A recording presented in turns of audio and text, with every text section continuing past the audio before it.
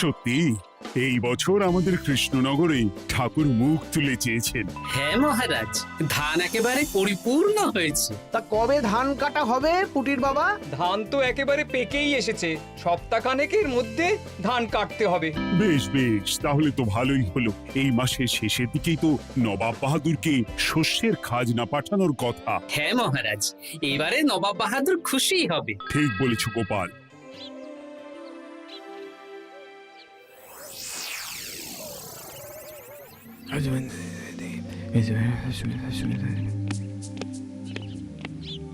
প্রণাম খাম্বাজরাজ। ওই তো কৃষ্ণনগরের মন্ত্রী চলে এসেছে। ও, এর কথাই তুমি বলেছিলে? হ্যাঁ, ওই রাজ্যের সব খবরাখবর আমায় দেয়। ইনি কে? ইনি হলেন জমিদার কেশকান্ত বর্মন, আমার রাজ্যেরই দক্ষিণ পশ্চিম গ্রামের জমিদার, আমার প্রিয় বন্ধু। নামটা বেশ অন্যরকম, কেশকান্ত। আসলে ওদের বংশ পরম্পরায় সকলের উন্নত ঘন কেশ আছে, তাই ওদের পরিবারের সবারও নামে একটা করে কেশ আছে। আমি খাম্বাজ রাজের সৌমিত্র এবং সুপরামর্শদাতা। কিছুদিন আগে আমার মাথায় খুব খুশকি হচ্ছিল, মাথার চুল পাতলা হয়ে আসছিল। কিন্তু আমার পরামর্শে একটা তেল মাখতেই মহারাজের মাথার চুল এখন ঘন হয়ে উঠেছে, আর কোনো সমস্যা নেই। বাবা বাবা, ভালো ভালো ভালো। এবার তাহলে কাজের কথাটা বলে দিন। এবারে তো শুনলাম তোমাদের রাজ্যে অনেক ধান উৎপাদন হয়েছে, তাই স্বাভাবিকভাবে নবাব বাহাদুরের কাছে রাজস্ব অনেক বেশি দেবে, কি তাই তো? হ্যাঁ, এবারে রাজস্ব দানে কৃষ্ণনগরে প্রথম হবে। না, তা হবে না। নবাবের কাছে অত ধান পৌঁছবে না, এমনকি কৃষ্ণচন্দ্রের কাছেই চাষিরা বেশি ধান রাজস্ব দিতে পারবে না। সেটা কি করে হয়? পাকা ধানে মই দিতে হবে।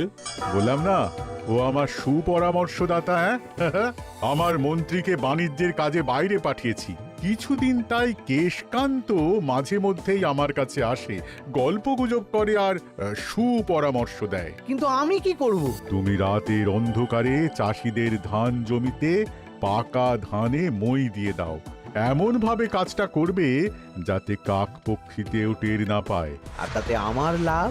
প্রত্যেক বছর নবাব রাজস্ব দানে বিজয়ীকে ৩,০০০ মোহর দেয়, আমি তোমাকে তার থেকে ১,০০০ মোহর উপহার দেব। ১,০০০ মোহর? হ্যাঁ হ্যাঁ, যাও যাও যাও, কাজটা শুরু করে দাও। আচ্ছা।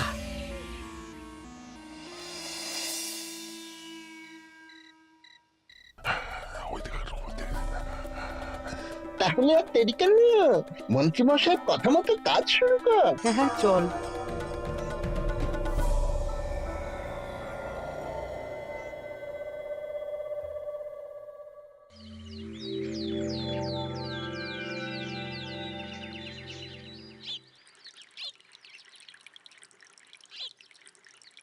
এবারে তো চাষাবাদ বেশ ভালোই হয়েছে। আশা করি নবাব বাহাদুরের কাছ থেকে এবারে আমরাই পুরস্কার পাবো। হ্যাঁ মহারাজ, সারা বাংলায় কৃষ্ণনগরের মতো উৎপাদন এই বছরে কোথাও হয়নি। সর্বনাশ হয়ে গেছে মহারাজ, সর্বনাশ হয়ে গেছে। কি সর্বনাশ হয়েছে গো পুটির বাবা? গতকাল রাতে আমাদের সব জমির পাকা ধানে মই দিয়ে দিয়েছে। সে কি? এবার আমরা কি করব মহারাজ? কাদের কাদের জমিতে হয়েছে এসব? যেই জমিতে তাকাবেন সেই জমিতেই এই কাণ্ড, ধান ঝরে সব মাটিতে পড়ে আছে। এবার আমরা কি করব? হায় হায় হায়, এবার আমাদের রাজ্যের কি হবে? নবাব বাহাদুরকে তো জবাব দিতে পারবো না। বড় বিপদ হয়ে গেল, রাজ্যে গ্রহের প্রকোপ নেমে এলো।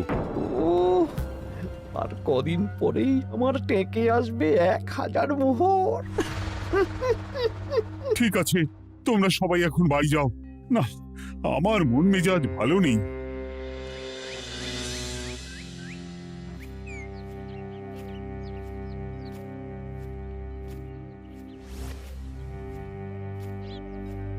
ওগো, তুমি শুনেছো কি হয়েছে? পুঁটির মা হাউ হাউ করে কাঁদছিল গো। হ্যাঁ গিন্নি, পুঁটির বাবা কয়েকজন চাষি ভাইদের নিয়ে রাজসভায় এসেছিল। শুনলাম রাতারাতি কে বা কারা চাষ জমিতে পাকা ধানে মই দিয়েছে। কত বড় সর্বনাশ হয়ে গেল বলো? কি হবে গো? কি যে হবে ভগবান জানে। বলি, তুমি পারলে না পুঁটিদের একটু সাহায্য করো। হ্যাঁ, আমি মনে মনে ভেবেই রেখেছি বুঝলে, এবার বেতন পেলে পুঁটিদের বাড়িতে মাসোহারার জিনিসপত্র দিয়ে আসবো। নবাব বাহাদুরের কাছে মহারাজ খাজনা খাজনা কিভাবে দেবেন? সেটাই তো বুঝতে পারছি না। আপনি এত চিন্তা করবেন না। রাজবাড়ির ভাড়ার থেকে আপাতত কিছু বস্তা ধান পাঠানোর ব্যবস্থা করুন। তারপর নবাব বাহাদুরের কাছে গিয়ে বলবেন, আস্তে আস্তে সব দিয়ে দেবেন মহারাজ। তাই করতে হবে, তাছাড়া তো আর অন্য কোনো উপায় দেখতে পাচ্ছি না। কিন্তু এবারে আর আমাদের মান রক্ষা হবে না। দেখি 2-1 দিনের মধ্যেই যতটা সম্ভব ভাড়া থেকে ধান পাঠানোর ব্যবস্থা করব।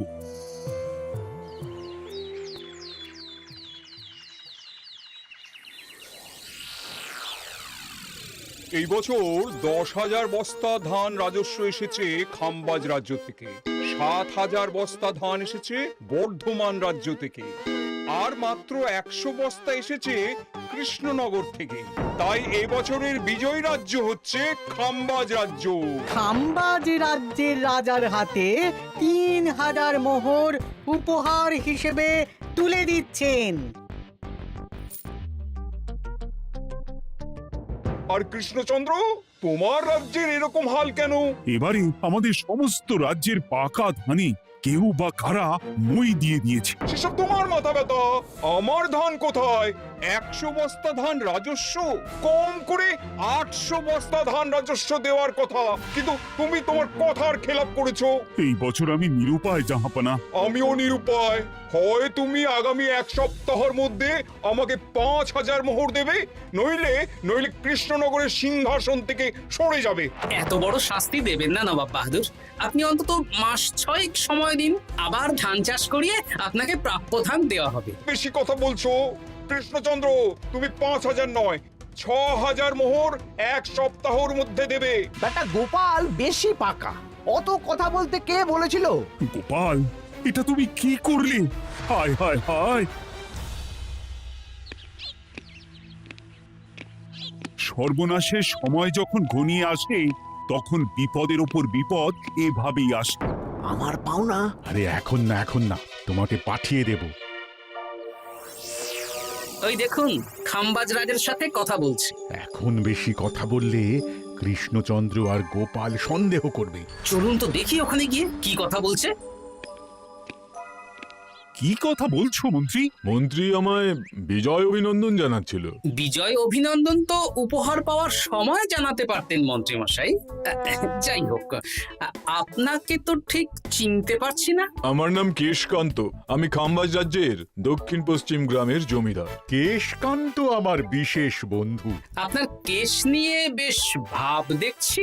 হ্যাঁ, ওই কদিন আগে তো খাম্বাজ রাজের মাথার চুল পাতলা হয়ে আসছিল, খুশকি হচ্ছিল আর কি। তো ওনার পরামর্শে একটা তেল মেখেই তো খাম্বাজ রাজের আবার ঘন কালো চুল ফিরে এসেছে। কেশকান্ত জমিদার হতে পারে, কিন্তু ওর অর্থনৈতিক অবস্থা তাবর রাজাদের থেকে অনেক ভালো।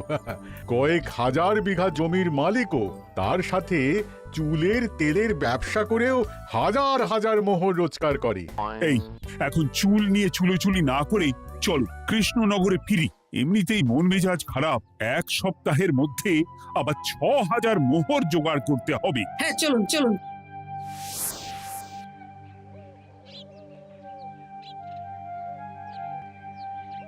আচ্ছা মন্ত্রীমশাই, আপনি এই কেশকান্ত জমিদারের ব্যাপারে এত কিছু জানলেন কি করে? ওনার সাথে তো আমাদের আজই প্রথম দেখা। হাওয়ায় কত খবরই ভেসে আসে, সেরকম আমার কানেও এসেছিল। এসব বাদ দাও।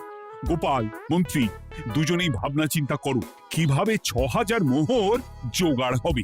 পাকা ধানে মই পড়লো, এখন আবার এত বড় বোঝা। আমার কাছেও মহারাজ বেশি অর্থ নেই, সব মিলিয়ে মিশিয়ে ওই 150 থেকে 200 মোহর মতো আছে বাড়িতে। যদি বেশি থাকতো আমি আপনাকে নিশ্চয়ই সাহায্য করতাম মহারাজ। তাও করতেন কিনা সন্দেহ। তুমি চুপ করো। মন্ত্রীমশাই ওই লোকটাকে জানলো কি করে? এই লোকটাকে তো আগে দেখারই কথা না। না, ব্যাপারটা নিয়ে ভাবতে হবে। চলুন চলুন।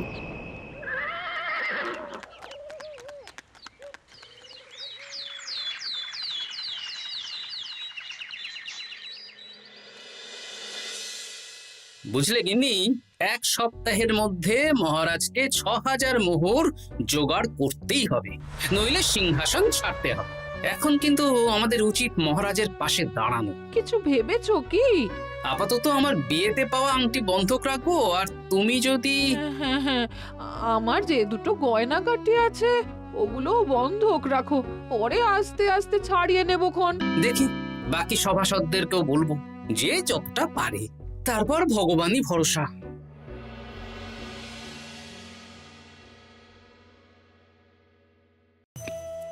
আপনি এত চিন্তা করবেন না মহারাজ। চিন্তা না করে কি আর কোনো উপায় আছে? সিন্ধুকে যা আছে তা দিয়ে 3000 মোহর হয়ে যাবে, কিন্তু তারপর আর কি করব? এবার কি নিরুপায় হয়ে জায়গা জমি বিক্রি করতে হবে? কিছু একটা করতেই হবে। আপনি গোপালকে একবার বলে দেখুন, প্রত্যেকবার যখনই বিপদে পড়েছেন তখন গোপালই আপনাকে বাঁচিয়েছে। দেখি আগামীকাল রাজসভা শুরু হওয়ার আগে গোপালের সাথে ব্যাপারটা নিয়ে আলোচনা করব।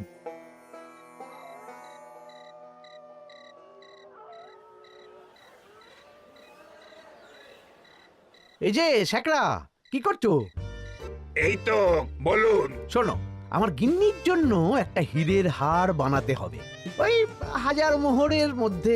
1000 মোহরে তো হীরের নাক, কান, গলা, হাত, পা সব গয়না, এই সব গয়না হয়ে যাবে মন্ত্রীমশাই। তাহলে বানাও, এই নাও 1000 মোহর। ওরে বাবা, মন্ত্রী মশাই, 1000 মোহর! এই মন্দার বাজারে এত মোহর কোথায় পেলেন? গতকালই তো বললেন আপনার কাছে 150 থেকে 200টা আছে। সে যেখান থেকেই পাই তাতে তোমার কি? না, আমার কিছু না।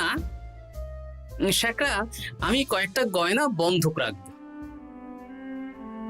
দেখি কি আছে। এই সব মিলিয়ে এতে আমি 15 মোহর দিতে পারবো। বেশ, তাই দাও। আমি ধীরে ধীরে শোধ করে গয়নাগুলো ছাড়িয়ে নেব। হ্যাঁ, মন্ত্রীর ব্যবহারগুলো বেশ সন্দেহজনক লাগছে। দেখি, গুপ্তচরকে কাজে লাগাতে হবে, মন্ত্রীর পিছনে ছায়ার মতো লেলিয়ে দিতে হবে।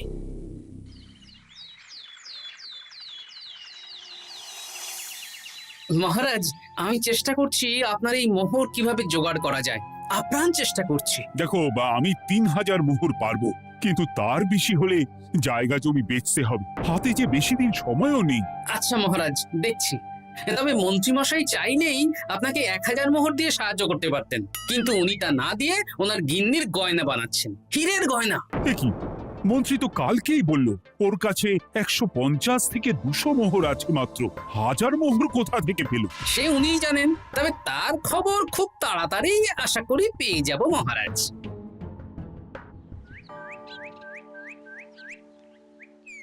কাজটা একদম ঠিক করলেন না মন্ত্রীমশাই। আপনার কথা শুনে আমরা সবার জমির পাকা ধানে মই দিলাম, কিন্তু আমরা একটা পয়সা পেলাম না। আপনি যে এই কাজ করার জন্য খাম্বাজ রাজার কাছ থেকে ওই 1000 মোহর উপহার পেলেন, সেটা দিয়ে গিন্নির গয়না বানাতে দিলেন, কিন্তু আমাদের বেলায় লবডঙ্কা। আরে তোদেরকেও দেবো, একটু সবুর কর, আগে গিন্নির মাথাটা ঠান্ডা করি। না না, আমাদের এক্ষুনি চাই। আরে এক্ষুনি কি করে দেবো, আমার হাত খালি। আচ্ছা আচ্ছা, ঠিক আছে, এই নে 2 মোহর ধর, 2 ভাই ভাগ করে নে, পরে আরো দেবো। এটা কিন্তু ঠিক না। এসব আলোচনা খোলামেলা জায়গায় করা উচিত না। উফ, পরে তোদের সাথে কথা বলবো, এখন যেতে দে, বাজার করব, তারপর আবার রাজসভা আছে।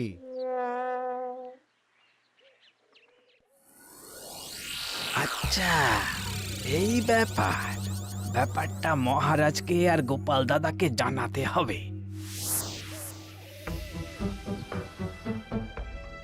গোপাল দাদা, মহারাজ আসল খবর পেয়ে গেছি। কি খবর? আমি একটু আগে শুনলাম। কাজটা একদম ঠিক করলেন না মন্ত্রীমশাই। আপনার কথা শুনে আমরা সবার জমির পাকা ধানে মই দিলাম, কিন্তু আমরা একটা পয়সা পেলাম না।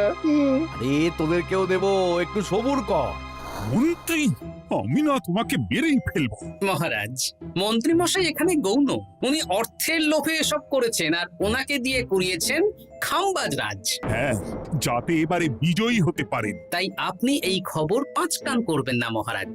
আমি খাম্বাজ রাজ আর ওই কেশকান্তর কাছ থেকে ক্ষতিপূরণ ঠিক আদায় করে আনব। কিন্তু কিভাবে? শুনুন তাহলে।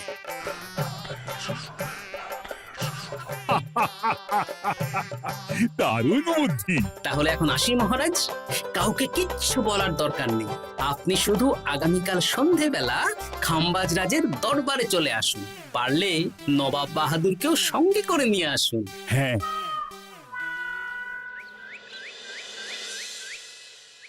প্রণাম খাম্বাজ রাজ।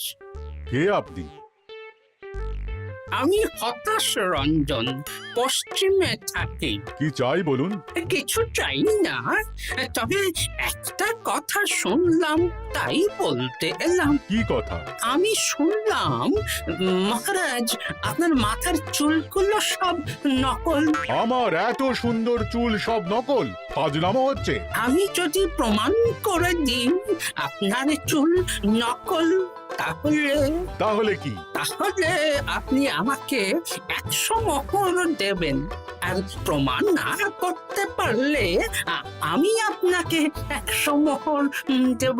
বেশ, দেখো, এক্ষুনি দেখো, আমারই তো 100 মোহর লাভ হবে। এখন না, এখন না, আজ সন্ধেবেলায়। বেশ বেশ, তখনই এসো। এবারে জমিদার কেশকান্তর বাড়ি যেতে হবে।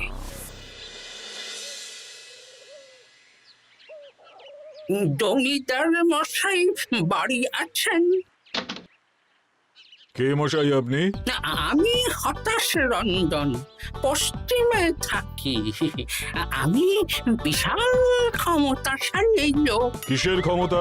আমি রাজাদের মারধর করি, চুল ধরে টানি, শাস্তি দিই। এসব কি উল্টো পাল্টা বলছেন? খাম্বাজ রাজ আপনার বন্ধু না?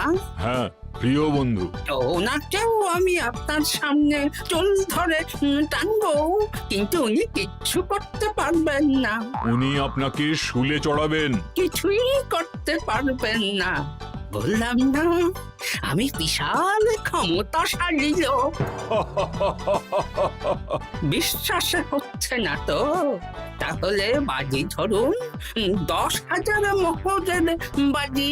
10,000 মোহরের বাজি? হ্যাঁ, আজ আমি খাম্বাজ রাজের রাজবাড়ি যাব, আর আমার শক্তি প্রদর্শন করব। ওনার চুল ধরে টানা হেঁচড়া করব, ওনাকে আহত করব, কিন্তু উনি আমাকে কিছুই করতে পারবেন না। বেশ রাজি, বাজি 10,100 মোহর দিতে পারবেন তো? হ্যাঁ, আমি বাজি হারলে আপনাকে দেব 10,100 মোহর। দরকার হলে ওই কাগজে কলমে লিখিত পরিত করে নিন।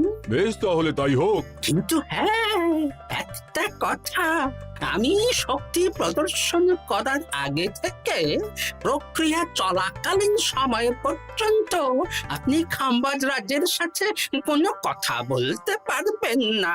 বেশ বেশ।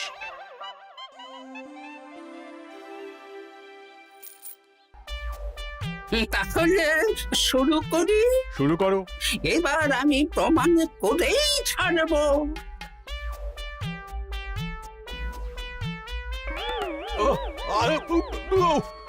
লাগছে লাগছে, বাবারে, লাগছে এই সেরেছে। লাগছে, এ তো সত্যি সত্যি চুল ধরে টানছে। লাগছে লাগছে, বাবারে, বাবা। ওরে বাবা রে বাবা, কি শক্ত! এ কি, খাম্বাজ রাজ কিছুই তো বলছেন না? তাহলে কি আমি হেরে গেলাম? না না খাম্বাজ রাজ, আমার ধারণা ভুল, যা শুনেছি তাও ভুল।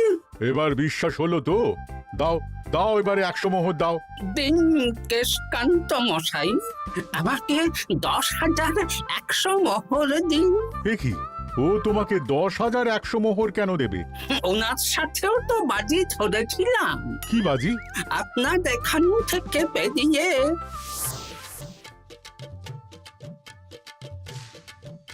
এবারে দিন তো দেখি, সব কাগজ কলমে লেখা আছে। এই নাও। হায় হায় হায় হায়। সাবাস গোপাল, সাবাস, তুমি আমার মুখ রক্ষা করেছো। গোপাল, কৃষ্ণচন্দ্র, নবাব বাহাদুর, আপনারা? হ্যাঁ, আমি গোপাল। এটা ছাড়া আর কোনো উপায় ছিল না খাম্বাজরাজ। আপনি আমাদের মন্ত্রীর মাথা খেয়ে যে জঘন্য কাজটা করিয়েছেন সেটা তো আর প্রমাণ করতে পারতাম না, তাই ছলে বলে কৌশলে আপনার প্রিয় বন্ধুর কাছ থেকে আদায় করে নিলাম। হ্যাঁ নয়, হ্যাঁ।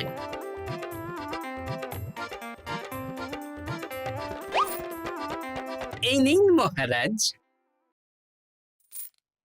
এতে কত মোহর আছে? 10,100 মোহর। এর থেকে 100 খাম্বাজরাজকে দিন, 6,000 নবাব বাহাদুরকে, আর বাকিটা আপনার কাছে রাখুন। এত ধান নষ্ট হলো। কৃষ্ণচন্দ্র আমাকে সবটা বলেছে, আর ওর মন্ত্রীকেও নিয়ে এসেছি। ধোলাই খেয়েই সব বলে দিয়েছে। এই কে আছো? কৃষ্ণনগরে মন্ত্রীকে নিয়ে এসো।